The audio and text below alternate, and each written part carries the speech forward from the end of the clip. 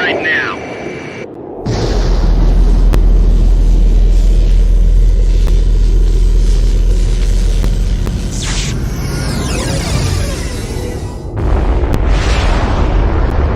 I'm willing to bet anything they got scared and ran away. I've got a reading on radar. Something's coming in at high speed. It's a missile! What? Where? Where is it? Answer me now! Eugene! The Puna Plains! The missile's coming from the Puna Plains! The Gleipnir? Hey, that better not be what I think it is. It's an SWBM! Get out of here now! What should we do? Where's it coming from? How far is it? It's no use! We're too late! Griffiths 2! Come in, Griffiths 2! Griffiths 2! Griffiths 3! Anyone!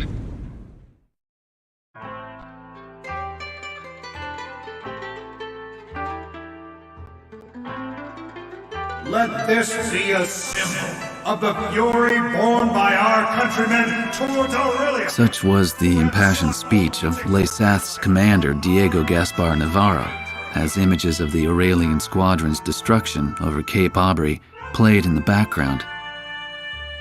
A day later, his gravelly voice continued to echo through my hungover brain. October. 1 year after the cessation of the Democratic Republic of Lesath's civil war.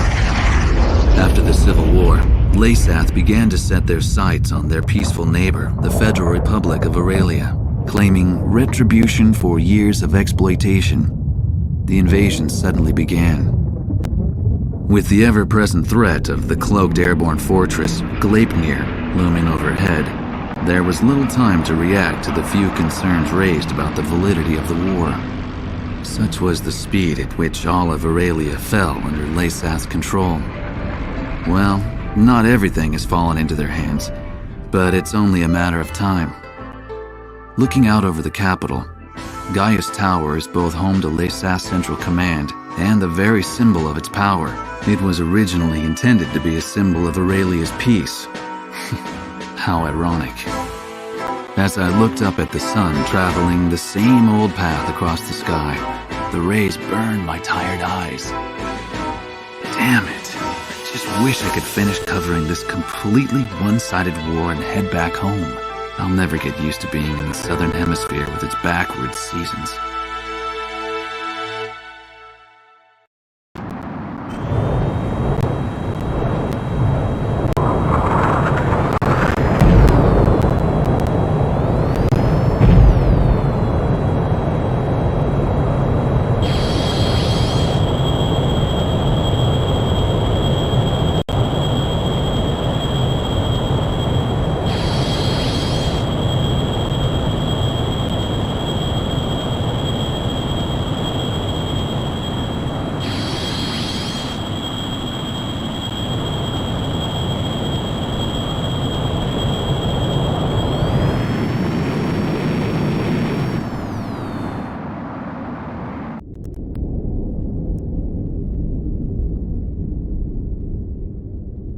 The emblem of the Southern Cross.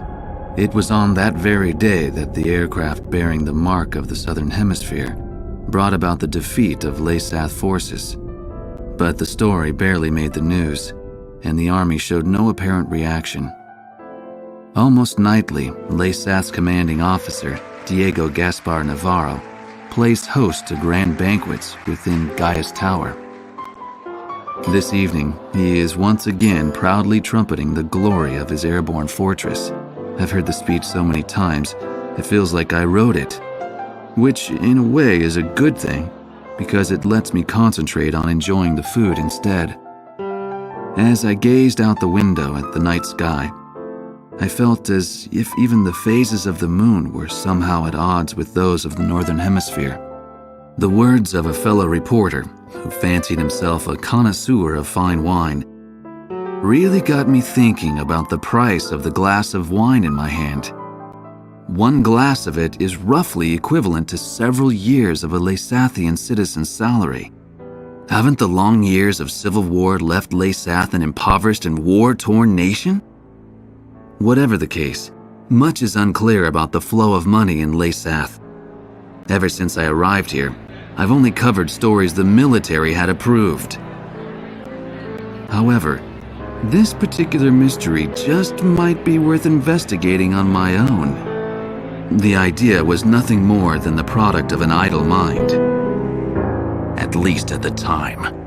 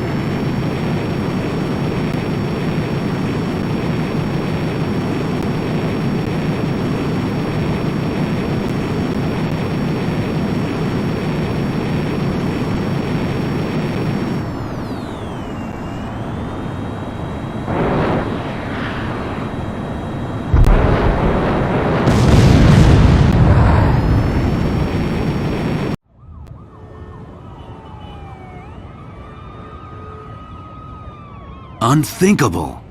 The chatter of the nightly parties fell into silence. In place of the sumptuous banquet, weapons to protect the capital were rolled in.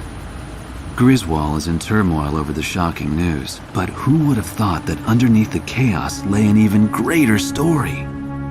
Aurelia's exploitation of Lesath was all a ruse. In fact, Aurelia had been Lesath's largest benefactor in aid. The truth remained hidden from the public, while any aid meant for food was spent on arms. Why did this happen? Why was a lavish party held to boast the performance of their newest weapon? The trail of money surrounding Diego Navarro would lead me to the answer. Diego Navarro is not only Lesath's commanding officer, but also controls their arms industry. He has used continued conflict as a means to amass an enormous fortune. This war was conceived as a replacement for the Civil War to further increase arms sales. I can't help but wonder how much of this truth the soldiers risking their lives for Lesath really know. The classified documents contained much more than just information on the airborne fortress. The transfer of financial revenue and commodities were also recorded in great detail. What does all of this have to do with Lesath's commanding officer Diego Navarro? Even after all that's happened, why does he still seem so naturally at ease? I've unwittingly found myself fearing for the safety of the Southern Cross.